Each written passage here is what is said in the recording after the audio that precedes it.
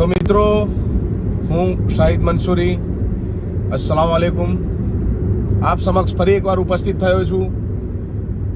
અને આજનો આપણો વિડીયો ચાલુ કરતા પહેલાં સૌથી પહેલાં કાશ્મીરના પહેલગામની અંદર આતંકવાદી હુમલામાં જે લોકો માસૂમ લોકો જે શહીદ થયા છે એમને ભાવપૂર્વક શ્રદ્ધાંજલિ અર્પણ કરીએ છીએ.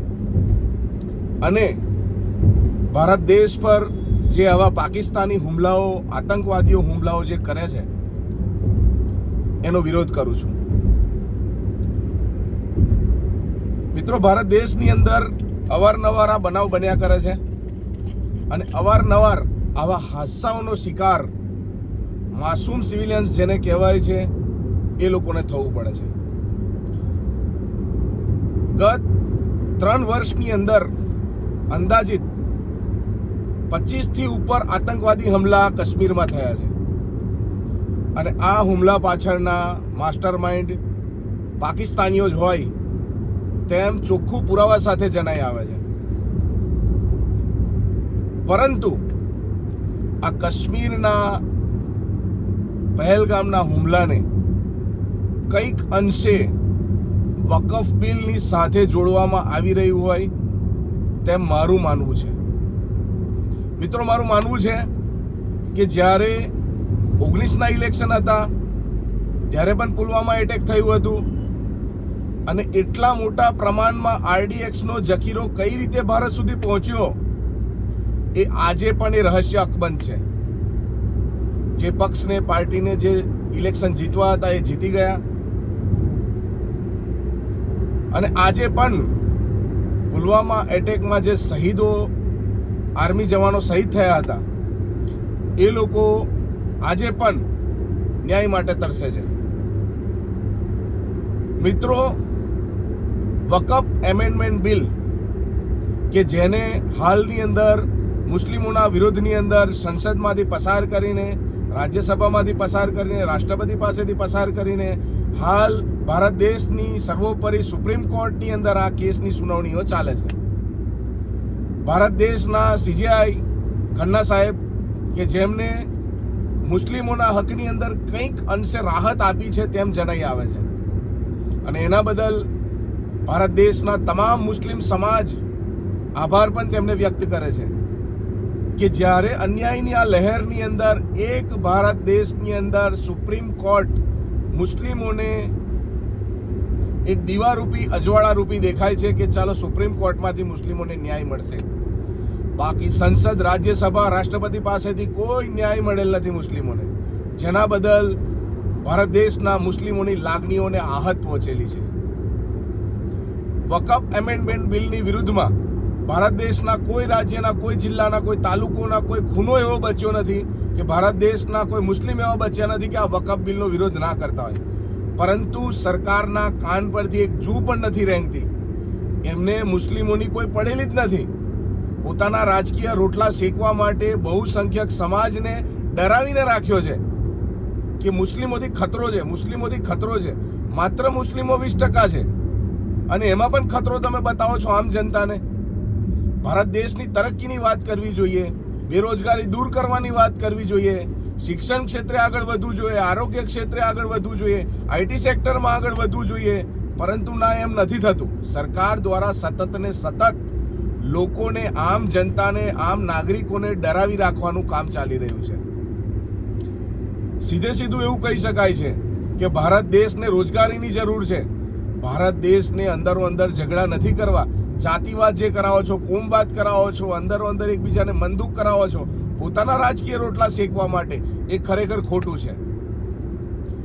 વકફ એમેન્ડમેન્ટ બિલ કે જેને મુસ્લિમો સ્વીકારતા નથી, પરંતુ બીજેપી દ્વારા એને કેટલાક મુસ્લિમ ધર્મના જે ગદ્દારો છે, જે કોમના ગદ્દારો છે, એ ગદ્દારો દ્વારા નાના નાના 2-4 લોકોને ભેગા કરીને વિડીયો બનાવવામાં આવે છે અને વિડીયો દ્વારા મેસેજ આપવામાં આવે છે કે મુસ્લિમ સમાજે વકફ બિલને આવકાર્યું છે. અરે, આવકાર્યું નથી. એ એવા મતલબી લોકો છે કે જે સમાજ સાથે ક્યારે હતા જ નહીં. સમાજ જે છે, મુસ્લિમ સમાજ છે, આજે પણ વકફ એમેન્ડમેન્ટ બિલનો પૂરજોરથી વિરોધ જ કરે છે. માત્ર ભારત દેશની અંદર માત્ર 1% પણ જેને વોટ નથી મળતો એવા બેરિસ્ટર અસદુદ્દીન ઓવૈસી સાહેબ આજે પોતાના સમાજને બચાવવા માટે 100% આપી રહ્યા છે. ભારત દેશના મુસ્લિમોને આ પણ જાગવું જોઈએ ને જાણવું જોઈએ કે સદીઓ સુધીને આવો લીડર નહીં મળે. આ લીડર જે મળ્યો છે એ લીડરની કદર કરી લો. આવનારી પેઢીઓને આ જ લીડરના કિસ્સાઓ કિતાબોની અંદર વાંચવામાં આવશે. તમારો આ જે સમય છે એ ખૂબ સારો છે કે તમે આવી હસ્તીને, આવા લીડરને તમારી આંખોએ જોઈ રહ્યા છો. હવે પછી આ સમય નથી આવવાનો અને આવા લીડરને આજે સાથ નહીં આપો તો આવનારા સમયમાં તમારે પસ્તાવાનો વારો આવવાનો છે. ઓલ ઇન્ડિયા મજલિસે ઇત્તેહાદુલ મુસ્લિમીન પક્ષ એક એવો છે કે વકફ બિલને રજૂ કરતા પહેલા સુપ્રીમ કોર્ટની પિટિશન તૈયાર કરી દીધી હતી, કેમ કે બેરિસ્ટર અસદુદ્દીન ઓવૈસી સાહેબને ખબર હતી કે ન્યાય નથી મળવાનો. એમને ખબર હતી કે મુસ્લિમો સાથે અન્યાય થવાનો છે, માટે મારે પહેલેથી તૈયારી રાખવી જોઈએ. અને એ તૈયારીની અંદર ભારત દેશની સર્વોચ્ચ કોર્ટ, સુપ્રીમ કોર્ટમાં સૌથી પહેલી પિટિશન લગાવનાર એ બેરિસ્ટર અસદુદ્દીન ઓવૈસી સાહેબ હતા. આ વાત મુસ્લિમોને અત્યારે નહીં સમજાય. પોતાની સત્તાની લાલચની અંદર મુસ્લિમો જે વેચાઈ ગયા છે, છેલ્લા 75 વર્ષથી એક જ પક્ષને પોતાનો માયબાપ બનાવી બેઠેલા જે મુસ્લિમો છે એમને પણ હું કહેવા માંગુ છું કે તમે પાર્ટીની હકીકતને જાણો. માત્ર તમારો ઉપયોગ વોટ બેંક માટે થઈ રહ્યો છે. તમારો ઉપયોગ માત્ર ને માત્ર વોટ બેંક માટે થઈ રહ્યો છે. તમને સીટ પણ ત્યાં જ આપવામાં આવે છે જ્યાં મુસ્લિમોની બહુ સંખ્યા હોય. ત્યાં તમને સીટ નથી આપવામાં આવતી, ટિકિટ આપવામાં નથી આવતી કે જ્યાં મુસ્લિમોની બહુ સંખ્યા ના હોય. માગો ને ત્યાં પણ પોતાના રાજકીય રોટલા શેકવા માટે દરેક પાર્ટીઓ આજે મુસ્લિમોનો ઉપયોગ કરી રહી છે. જ્યારે વકફનું બિલ સંસદની અંદરથી પસાર થતું હતું ત્યારે ભારત દેશની બીજા નંબરની સૌથી મોટી પાર્ટી જે અત્યારે હાલમાં છે એ પાર્ટીના સુપ્રીમો પણ ચૂપ થઈને બેઠા હતા. માટે તમને કહું છું કે જાગી જાઓ. વકફ એમેન્ડમેન્ટ બિલ એ મુસ્લિમોની મિલકતો, દાન કરેલી, લીલા કરેલી મિલકતોને પડાવી લેવા માટેનું ષડયંત્ર છે. આ ષડયંત્ર એટલા માટે રચવામાં આવ્યું છે કે ગત સમયની અંદર એક ઝુંબેશ ચાલી હતી કે મસ્જિદોની નીચે મંદિરો છુપાયેલા છે અને ઠેર ઠેર આ વસ્તુ ચાલુ થઈ ગઈ અને એનઆઈએની ટીમ દ્વારા બધી જગ્યા પર અને માર્ક પણ કરવામાં આવ્યું છે કે હા ખરેખર આ વસ્તુ સાચી હોય તેમ જણાઈ આવે છે. માટે લોકો ઉશ્કેરણી ભર્યા ટોળા વરીને મસ્જિદો તરફ પલાયન કરવા લાગ્યા હતા અને દેશની શાંતિ ડોળવાની કોશિશ કરી હતી, જેના વિરોધની અંદર આખા ભારત દેશના મુસ્લિમોએ વિરોધ કર્યો. ત્યારબાદ ભાજપ સરકારે એવું વિચાર્યું કે હવે પછીને આપણી આ મનસા પૂરી પાડવી હોય તો કોંગ્રેસ દ્વારા જે 2007ની અંદર 2010ની અંદર જે બિલ લાવવામાં આવ્યું હતું, વકફ એમેન્ડમેન્ટ બિલ, તે વખતે પણ લાવવામાં આવ્યું હતું મુસ્લિમોના વિરોધમાં. તમે સર્ચ કરી લેજો, જોઈ લેજો તમે કે સૌથી પહેલા આ બિલ લાવનાર જ કોંગ્રેસ હતી. પરંતુ તેને અનુસરીને ભાજપ સરકારે એમાં સુધારા વધારા કરીને વધુ તકલીફ આપવા માટે મુસ્લિમોને આ બિલને ફરી રજૂ કરવામાં આવ્યું. અને આ બિલને ભાજપ સરકારે એટલા માટે રજૂ કર્યું કે જ્યારે મસ્જિદો નીચેથી મંદિરો શોધવાની પરમિશન ના મળી કે સરકાર દ્વારા, કોર્ટ દ્વારા ફટકાર પડવા લાગી સરકારને, ત્યાર પછીને સરકારે સીધું એવું વિચાર્યું કે વકફ એમેન્ડમેન્ટ બિલ લાવીએ જેથી કરીને જે મિલકત પર પોતાનો દાવો સરકાર કરવો હોય એ સરકાર કરી શકે અને ખુલ્લેઆમ મસ્જિદો નીચેથી મંદિરો શોધી શકે. મુસ્લિમોની લાગણીઓને આહત પહોંચાડીને બહુસંખ્યક સમાજને ખુશ કરવા માટે, પોતાના રાજકીય રોટલા શેકવા માટેની આ ચાલ ચાલેલ છે. દિલ્હીની અંદર 1912ની અંદર 123 પ્રીમિયમ જેવી પ્રોપર્ટીઓ હતી કે એ પ્રોપર્ટીઓને હાસિલ કરવા માટે અંગ્રેજ સરકારે ઝુંબેશ ઉપાડી હતી, પરંતુ મુસ્લિમોએ ત્યારે ન આપી અને એના વિરુદ્ધની અંદર વકફ બોર્ડની માંગ કરી. 1912 બાદ 2 વર્ષ સુધી તેનો પ્રોટેસ્ટ ચાલ્યો. 1914માં અંગ્રેજો દ્વારા વકફ બોર્ડ આપવામાં આવ્યું ભારત દેશને. ત્યારબાદ 1950ની અંદર સંવિધાન લાગુ થયા બાદ વકફ બોર્ડની રચના 1954ની અંદર કરવામાં આવી અને 1954ની રચના બાદ વકફ બોર્ડે સતત તરક્કી કરતું ગયું. મુસ્લિમોને સમજ પડતી ગઈ કે લીલા કરવાની વસ્તુ કઈ છે, દાન કરવાની વસ્તુ ક્યાં છે, તો પોતાની જે મિલકતો હતી એ મિલકતો અલ્લાહની રાહની અંદર આપી દીધી અને એ લીલા કરેલી મિલકતો દ્વારા વકફ બોર્ડ એટલું સરસ તૈયાર થયું કે જેની પર હાલની સરકારે નજર બગાડી. મુસ્લિમોએ પોતાની દાન કરેલી મિલકતો, ખેતરો હોય, કોમર્શિયલ પ્રોપર્ટી હોય કે અર્બન પ્રોપર્ટી હોય, કોઈ બી વિભાગની પ્રોપર્ટીઓને મસ્જિદમાં, કબ્રસ્તાનમાં, ઈદગાહમાં, મદ્રસાઓમાં આપવાનું ચાલુ કર્યું. પોતાના વર્ષે વાર્ષિક જે લીલા પૈસા કાઢવાના હોય એ પૈસા પણ કાઢવાનું ચાલુ કર્યું અને એ તમામ પ્રોપર્ટીઓથી વકફ બોર્ડની તરક્કી થઈ. હાલ જ્યારે કહેવાય છે એવું કે વકફ બોર્ડ દ્વારા આવક આમ જનતામાં આપવામાં આવતી નથી, પરંતુ દરેકને કહેવામાં એવું આવે છે, મારું પર્સનલી દરેક મુસ્લિમને કહેવામાં આવે છે કે જે તમને હાલ ભાજપ સરકાર ગુમરાહ કરી રહી છે. ભાજપ સરકાર તમને કહી રહી છે કે વકફમાંથી આવક આવતી નથી એટલે અમારે સરકારે નજર રાખવી પડી. અરે ભાઈ, અમારી દાન કરેલી મિલકત છે, અમારે આવક આવે ના આવે એ અમારો પ્રશ્ન છે. 1950ની અંદર જ્યારે મુસ્લિમ લો બાબા સાહેબ દ્વારા લાગુ કરવામાં આવ્યું ત્યારે એ મિલકત મુસ્લિમ લોના આધાર પર અમને પૂરો હક આપવામાં આવ્યો. જાતિના આધાર પર, ધર્મના આધાર પર અનુચ્છેદ 25 મુજબ અમને અમારા ધર્મ સ્વતંત્રતાનો અધિકાર આપવામાં આવ્યો અને આ અધિકારના આધાર પર અમે વકફને બચાવવાની પૂરેપૂરી કોશિશ કરી અને વકફ બોર્ડને વધારવા, તેની મિલકતોના સતત વધારા માટે અમે તમામ પ્રયાસો કર્યા. પરંતુ જ્યારે હાલની સરકાર છે એની મનસા પૂરી ન થઈ, તેના કારણે દિલ્હીની જે પ્રીમિયમ ક્વોલિટીની જે જગ્યાઓ છે, યુપીની જે જગ્યાઓ છે, જે મધ્યપ્રદેશ છે, રાજસ્થાન છે, ગુજરાત છે, આમ મલાવીને એકદમ પ્રીમિયમ ક્વોલિટીની માત્ર સિટી લેવલની 10,000થી પણ પ્રોપર્ટીઓ આ 4 રાજ્યની અંદર આવેલી છે, જેની કિંમત હાલ અરબો રૂપિયામાં છે. અને પ્રીમિયમ ક્વોલિટીની એટલા માટે કહી શકાય કે ભારત દેશના કેટલાક ઉદ્યોગપતિઓને ખુશ કરવા માટે આ ભાજપ સરકારે વકફ બિલ લાવીને મુસ્લિમોની લાગણીઓને આહત પહોંચાડવા માટે અને ઉદ્યોગપતિઓને ખુશ કરવા માટે આ ષડયંત્ર રચેલું છે. ઉદ્યોગપતિઓને એટલા માટે ખુશ કરે છે કે તેમને ભાજપ પાર્ટીની અંદર બહુ મોટું એવું ફંડ આપવામાં આવે છે ચૂંટણી ટાઈમે, જેના કારણે આ પ્રીમિયમ ક્વોલિટીની જગ્યાઓ સરકાર પોતાના હસ્તક લઈને બિલકુલ સસ્તા ભાવની અંદર આ જમીનો ઉદ્યોગપતિઓને આપી દેશે. ભાજપ સરકાર અને ખાસ કરીને ભારત દેશના વડાપ્રધાનના ખાસ મિત્ર કહેવાતા એવા મુકેશ અંબાણી, કે જેણે 2002ની અંદર મુંબઈ ખાતે એન્ટેલિયા નામનું મકાન બનાવ્યું હતું અને એ 2002ના સમયની અંદર એ જમીન કરીમ આગા ખાનના નામની યતીમખાનાની અંદર અનાથ આશ્રમ ચાલતો હતો. પરંતુ એ અનાથ આશ્રમની જમીનને મુકેશ અંબાણીએ માત્ર 15 કરોડ રૂપિયામાં બોમ્બે વકફને વિશ્વાસમાં લીધા વગર લઈ લીધી અને ત્યારબાદ 2004ની અંદર આ મુદ્દો ટ્રિબ્યુનલ કોર્ટમાં ગયો, પરંતુ ટ્રિબ્યુનલ કોર્ટની અંદર મુકેશ અંબાણી હારી ગયા. ત્યારબાદ મુંબઈ હાઈકોર્ટમાં હારી ગયા અને હાલ સુપ્રીમ કોર્ટની અંદર પણ હારવાની પરિસ્થિતિમાં છે. જ્યારે 2002ની અંદર જ એ જમીનની વેલ્યુએશન 150 કરોડની હતી અને માત્ર 15 કરોડમાં પડાવી લીધી હતી. તો મુસ્લિમોની દાન કરેલી જમીનો પણ ઉદ્યોગપતિઓ છોડતા નથી. આપણા પુરખો દ્વારા તો કહેવામાં એવું આવે છે કે દાન કરેલું પાછું ના લેવાય, પરંતુ ભાજપ સરકાર દાન કરેલી મિલકતો પર પણ અત્યારે નજર બગાડીને બેઠી છે. બહુસંખ્યક સમાજને ખુશ કરવા માટે આ સંપૂર્ણ ચાલ ચાલેલ છે, પરંતુ તેમાં પણ કેટલાક અશાંતિ પ્રિય લોકો આ કાયદાને સાચો ઠેરાવે છે અને આ કાયદો સાચો છે તેમ લોકોને કહે છે. પણ એક વસ્તુ યાદ રાખજો કે આજે મુસ્લિમ સમાજનો વારો છે, કાલે બધાનો જ આવવાનો છે. જેવી રીતે એક સમય પર પહેલવાનોનો આવ્યો હતો, એક સમય પર કિસાનોનો આવ્યો હતો, એ રીતે હવે મુસ્લિમોનો વારો આવ્યો છે. આવનારા સમયની અંદર આદિવાસી લોકો છે, દલિત લોકો છે, ક્રિશ્ચિયન લોકો છે, બૌદ્ધ ધર્મના લોકો છે. બૌદ્ધ ધર્મમાં તો હાલમાં પણ મંદિરમાં આંદોલન ચાલે છે બોધ ગયાની અંદર. તો જેથી કરીને તમામ વ્યક્તિઓએ આ સ્વીકારવું જોઈએ, જેના કારણે ભાજપ સરકાર પોતાની મનસાઓ પૂરી પાડવા માટેના ષડયંત્રો રચી રહી છે.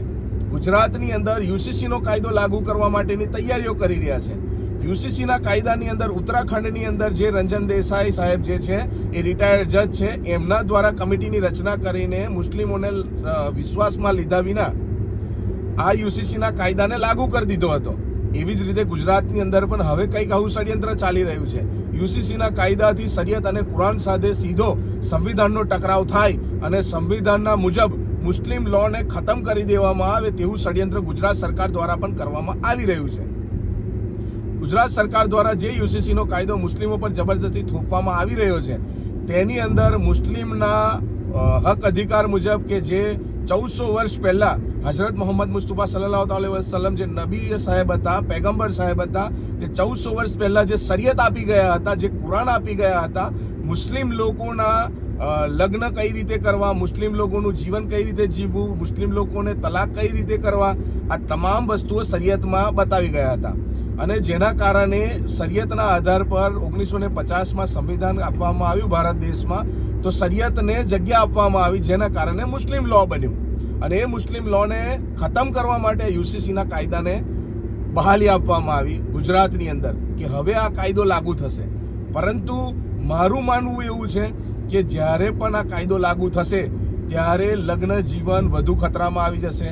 અને લગ્ન જીવન જે હાલમાં નિકાહ થતા હતા, નિકાહ રજિસ્ટર પર કાજી સાહેબ કરતા હતા, એના જગ્યા પર હવે પછી કોર્ટની અંદર દરેક વ્યક્તિએ ફરજિયાત લગ્નનું રજિસ્ટ્રેશન કરાવવું પડશે. લગ્નનું રજિસ્ટ્રેશન ફરજિયાત થાય તો તલાકનું રજિસ્ટ્રેશન પણ ફરજિયાત થવું જોઈએ તેવું કાયદો યુસીસીનો કાયદો બોલે છે. હવે લગ્નનું રજિસ્ટ્રેશન કરવા માટે, તલાકનું રજિસ્ટ્રેશન કરવા માટે સતત કોર્ટ કચેરીના ધક્કા ખાવાશે તો મુસ્લિમ લો ખતમ થવાથી પૈસો પણ વેડફાશે, સમય પણ વેડફાશે, લોકોના જીવનને પણ તકલીફ પહોંચશે. આ બધા પ્રશ્નો ઉઠવાના છે. એક કરતાં વધુ પત્ની રાખવાનો જે અધિકાર હતો તેને પણ ખતમ કરી દેવામાં આવ્યો છે. અને સાથે સાથે જે મિલકતોની અંદર સમાન ભાગ આપવામાં આવતા હતા તે સમાન ભાગની અંદર પણ હવે પછીને યુસીસીના કાયદા મુજબ મુસ્લિમોના શરિયત પ્રમાણે કે કુરાનના કોઈ નિયમ લાગુ રહેવાના નથી. જ્યારે આપણે વાત કરીએ તો દત્તક લઈને કોઈ પણ પુરુષ હોય, મુસ્લિમ પુરુષ હોય, એ કોઈ પણ દત્તક લઈને, એમાં ઉંમરનો કોઈ જગ્યા આપેલી નથી. ચાહે 25 વર્ષનો હોય કે 50 વર્ષના વ્યક્તિને દત્તક લઈને તમામ મિલકતો એના નામે કરી શકે છે. આવું પણ પ્રાવધાન આપવામાં આવ્યું છે. તો આ જે છે એ કુરાન અને શરિયત સાથે સીધો સંવિધાનના ટકરાવ કરવા માટે ભાજપ સરકારે મુસ્લિમોની વિરુદ્ધની અંદર આ ષડયંત્ર રચેલું છે. પરંતુ મુસ્લિમોએ આ યુસીસીના કાયદાનો વિરોધ કરવો જોઈએ અને યુસીસીનો કાયદો જે છે એને ગુજરાતની અંદર લાગુ ના થાય તેના માટે આપણે દરેક તાલુકાની અંદર મામલતદાર સાહેબ હોય, દરેક જિલ્લામાં કલેક્ટરશ્રી હોય, તમામને આપણે આવેદનપત્રો આપીને આપણે એનો વિરોધ નોંધાવવાનો છે. આવનારા સમયની અંદર આપણે આ કાયદાનો વિરોધ કરવા માટે રોડ રસ્તા પર પણ બી ઉતરવાનું થાય તો શાંતિપ્રિય રીતે આંદોલનો કરવા માટે પણ મુસ્લિમ સમાજે તૈયાર રહેવું જોઈએ. નહીંતર આવનારા સમયની અંદર આપણી આવનારી પેઢી આપણો કોલર પકડીને કહેશે કે જ્યારે આ કાયદા લાગુ થતા હતા ત્યારે તમે શું કરતા હતા. તો આપણે આપણી આવનારી પેઢીને બચાવવા માટે યુસીસીના કાયદાનો વિરોધ કરવો જોઈએ, વકફના કાયદાનો વિરોધ કરવો જોઈએ. જો કોઈ હિન્દુ ભાઈ આપણને મસ્જિદમાં જમીન દાન આપવાનું વિચારતા હોય તો એ દાન પણ ના આપી શકે એવી પરિસ્થિતિઓ વકફ બિલ દ્વારા લાવીને ઊભી કરી દેવામાં આવી છે. ઠેર ઠેર પ્રોટેસ્ટ ચાલી રહ્યા છે. મોટી સંખ્યામાં, હજારોની ભીડમાં, લાખોની ભીડમાં લોકો આંદોલનો કરી રહ્યા છે, રેલીઓ કરી રહ્યા છે, પણ સરકારને હજુ સુધી કંઈ પણ દેખાતું નથી. સરકાર એટલી હદ સુધીને પોતાની મનસા પૂરી કરવા માટે અને ઉદ્યોગપતિઓને ખુશ કરવા માટે મુસ્લિમ સમાજની લાગણીઓને વેતરવાનું કામ કરી રહી છે. જ્યારે ભારત દેશની સુપ્રીમ અદાલત, સુપ્રીમ કોર્ટ, એના જે જજ છે એની સામે પણ ટિપ્પણીઓ કરવાનું ચાલુ કરી દીધું છે. અને ભાજપ સરકારનું માનવું છે કે જે જજ સાહેબ છે એ મુસ્લિમોની ફેવરમાં ચુકાદો આપશે કે જેથી કરીને હાલથી જ તેમનો વિરોધ કરવાનું ચાલુ કરી દીધું છે. મારું કહેવું છે કે આ બનાવ ભારત દેશ માટે ખરેખર શર્મસાર છે અને આવા બનાવથી દરેક ભારતીય એક સબક લેવો જોઈએ અને ન્યાય માટે સુપ્રીમ કોર્ટ પર પૂરેપૂરો વિશ્વાસ રાખવો જોઈએ. મિત્રો, જ્યારે અયોધ્યાનો મુદ્દો હતો, રામ મંદિરનો મુદ્દો હતો,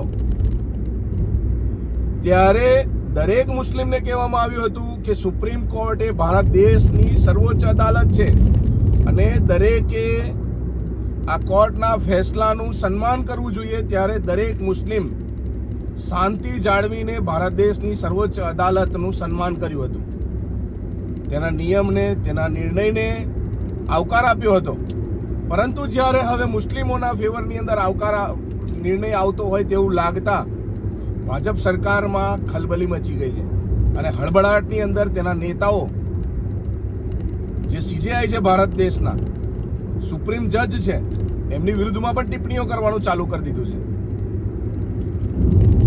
તો મિત્રો, આ વસ્તુ ખરેખર શરમજનક છે અને આવું ન બને તેના કારણે ભારત દેશની એકતાને જાળવી રાખવા માટે આપણે સૌએ એકબીજાનો સાથ સહકાર આપવો જોઈએ.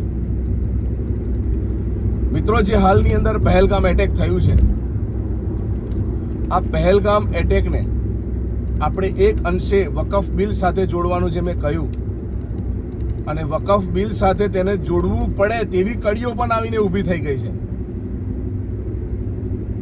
તો આપણે આ મુદ્દાને ખાસ કરીને ધ્યાન આપવાની જરૂર છે. જે પહેલગામની અંદર 28 આમ નાગરિકોના ઉપર જે ગોળીઓ ચાલી છે એ ખરેખર શર્મસાર છે અને હું તેનો વિરોધ કરું છું. પરંતુ જ્યારે બિહારનું ઇલેક્શન નજીક આવી રહ્યું છે ત્યારે ગોળીઓ કેમ ચાલી? જ્યારે વકફ બિલના મુદ્દાએ આટલું જોર પકડ્યું છે ત્યારે જ ગોળીઓ કેમ ચાલી? આ પણ એક વિચારવાનો વિષય છે. જ્યારે કાશ્મીરને સંપૂર્ણ રાજ્યનો દરજ્જો નથી મળેલો, ગૃહ ખાતું નથી મળેલું, ત્યારબાદ આપણે કાશ્મીરની સિક્યુરિટી પર વિચાર કરીએ કે તેના પર પ્રશ્ન ઉઠાવીએ તો એ કેટલાક અંશે યોગ્ય નથી. એનું કારણ છે કે ભારત દેશનું ગૃહ મંત્રાલય અને ભારત દેશની આર્મી એ સંપૂર્ણ જવાબદારી કેન્દ્રની છે. પરંતુ પાકિસ્તાનથી કેટલાક આતંકવાદીઓ કાશ્મીરમાં ઘૂસે છે, ઘૂસીને આમ સિવિલિયન્સની ઉપર ફાયરિંગ કરે છે, તો ત્યાં સુધી દેશની સુરક્ષા શું કરતી હતી તેવો પણ પ્રશ્ન ઉઠાવી શકે છે આમ જનતા.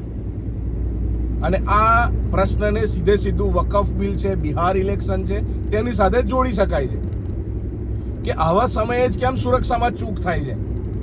અને જ્યારે કહેવામાં એવું આવી રહ્યું છે કે ધર્મ પૂછીને, જાતિ પૂછીને ગોળીઓ ચલાવવામાં આવી, તો આ પ્રશ્ન તો 1 વર્ષ પહેલા જયપુરથી મુંબઈ આવતી ટ્રેનની અંદર મીરા રોડ પર ચેતન ચૌધરી નામનો એક પોલીસકર્મી હતો, તેના દ્વારા કરવામાં આવ્યું હતું કે જાતિ પૂછીને એને ગોળી મારવામાં આવી હતી. અને 3 મુસ્લિમોને દાઢી જોઈને, એમના કપડાં જોઈને 1 વર્ષ પહેલા એને આ વસ્તુ કરેલી હતી. તો સેમ આ વસ્તુ, આ બનાવ જાતિ પૂછીને ગોળીઓ કેમ ચાલી?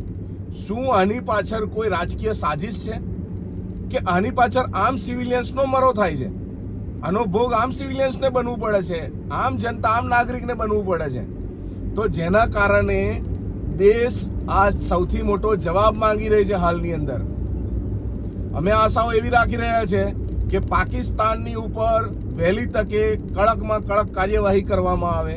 પાકિસ્તાનનું પાણી રોકી દીધું છે, આપણે પાકિસ્તાની દૂતાવાસ બંધ કરવાનું કહ્યું છે, પણ આપણે આવું ને આવું ક્યાં સુધી ભોગવતા રહીશું? જે જનારા હતા માસૂમ લોકો, એમનો તો જીવ જતો રહ્યો, હવે એમના પરિવારને ભોગવવાનું આવશે. સરકાર જાહેર કરશે જમા રાશિ કે ભાઈ તમારા મરણની, તમારા ઘરની અંદર મૃત્યુ પામેલા છે, એમને આટલી રાશિ આપવામાં આવશે. પૈસો સંપૂર્ણ નથી, પરિવાર માટે વ્યક્તિ જરૂરી છે. સરકાર ક્યારે સમજશે આ વાતને? કઈ જગ્યા પર સુરક્ષામાં ચૂક થઈ અને હવે પછી આગળનો પ્રોસેસ શું રહેશે? પાકિસ્તાન દ્વારા સતત આવા હુમલાઓ કાશ્મીર લેવાના મુદ્દા પર જે ચાલતા આવ્યા છે, ભારત સરકારે એમને મુંહતોડ જવાબ આપવો જોઈએ. ભારત દેશનું કાશ્મીર હતું, કાશ્મીર છે અને ભારત દેશનું જ કાશ્મીર રહેશે. જ્યારે પણ કાશ્મીરના મુદ્દા પર કે ભારત દેશની સુરક્ષા પર, ભારત દેશની એકતા પર, ભારત દેશની અખંડતા પર જ્યારે પણ વાત આવશે ત્યારે સૌથી પહેલા મુસ્લિમ સમાજ આગળ આવશે. દરેક મુસ્લિમ આ વચન આપે છે ભારત દેશને, પરંતુ પોતાના રાજકીય રોટલા શેકવા માટે કેટલાક લોકો મુસ્લિમોને ગદ્દાર બતાવે છે, મુસ્લિમોની સામે પ્રશ્નો ઉઠાવે છે, તો તેનાથી મુસ્લિમોની લાગણીઓને દુઃખ પહોંચે છે. દરેક રાજકીય નેતાઓને અમે ખાસ જણાવવા માંગીએ છીએ કે અમારા વિરુદ્ધની અંદર જે ષડયંત્રો હાલ ચાલી રહ્યા છે એ ષડયંત્રો ના થવા જોઈએ અને અમને ન્યાય મળવો જોઈએ. જે વકફ એમેન્ડમેન્ટ બિલ છે એ રદ થવું જોઈએ, યુસીસીનો કાયદો રદ થવો જોઈએ. પહેલગામની અંદર જે બનાવ બન્યો છે એ બનાવ ફરીવાર ના બને, આમ જનતા હેરાન ના થાય, કાશ્મીરીઓના ટુરિઝમ પર અસર ના પડે. જો કાશ્મીરીઓના ટુરિઝમ પર અસર પડશે તો કાશ્મીરીઓ પાકિસ્તાન તરફ વળવાની જે ગયા સમયની અંદર પ્રક્રિયાઓ થઈ હતી, એવી પ્રક્રિયાઓ થઈને ભારત દેશની વિરુદ્ધની અંદર કાશ્મીરીઓ પણ વિચાર કરશે. તો આવો મુદ્દો ના થવો જોઈએ અને ભારત દેશની અખંડતા જળવાઈ રહે, જેથી આપણે એક સારા પગલાં લેવા જોઈએ. પાકિસ્તાન તો ચાહે જ છે કે કાશ્મીરીઓને પોતાની તરફ આકર્ષિત કરીને ભારત પાસેથી કાશ્મીર લેવાના ષડયંત્રો કરે છે, પરંતુ પાકિસ્તાનની આ મનસા ક્યારેય પૂરી થવાની નથી. ભારત દેશનો તમામ નાગરિક, એ ચાહે હિન્દુ હોય, મુસ્લિમ હોય, શીખ, ઈસાઈ કોઈ પણ હોય, એ ભારત દેશની અખંડતા માટે હરેક પળ ખડે પગે ઊભેલો છે. તો જેથી કરીને ભારત દેશની સરકાર પાકિસ્તાનને પણ મુંહતોડ જવાબ આપે એવી આશાઓ રાખીએ છીએ. અને ભારત દેશના તમામ નાગરિકો આજે જ્યારે મુસ્લિમ સમાજની વિરુદ્ધની અંદર આ વકફ એમેન્ડમેન્ટ બિલ જે લાગુ કરેલું છે કે લાગુ કરવાની તૈયારીઓની અંદર છે, તો એના ન્યાય માટે દરેક મુસ્લિમની સાથે ખડે પગે ઊભા રહીને ખભાથી ખભો મિલાવીને આ મુસ્લિમોનો આજે સાથ સહકાર આપે એવી અમે આશાઓ રાખીએ છીએ. અને આવનારા સમયની અંદર ભારત દેશની અખંડતાઓ જળવાઈ રહે, જેના માટે દરેક મુસ્લિમ પોતાનું યોગદાન આપશે અને પોતાના પ્રાણની પણ બલિ આપવામાં જરૂર પડશે. તો મુસ્લિમ સમાજ ખડે પગે ઊભેલો છે. મુસ્લિમ સમાજને અલગ થલગ કરવા માટે કેટલાક રાજકીય લોકોએ જે કાવતરાઓ રચેલા છે એ કાવતરાઓ દૂર થાય. અને આશા રાખું છું કે ભારત દેશની સર્વોપરી જે સર્વોચ્ચમ અદાલત છે, સુપ્રીમ કોર્ટ છે, તેના દ્વારા મુસ્લિમોને વહેલી તકે ન્યાય મળશે એવી આશાઓ રાખું છું. હું શાહિદ મંસૂરી, અસ્સલામ વાલેકુમ, તમારાથી વિદાય લઉં છું. શુક્રિયા.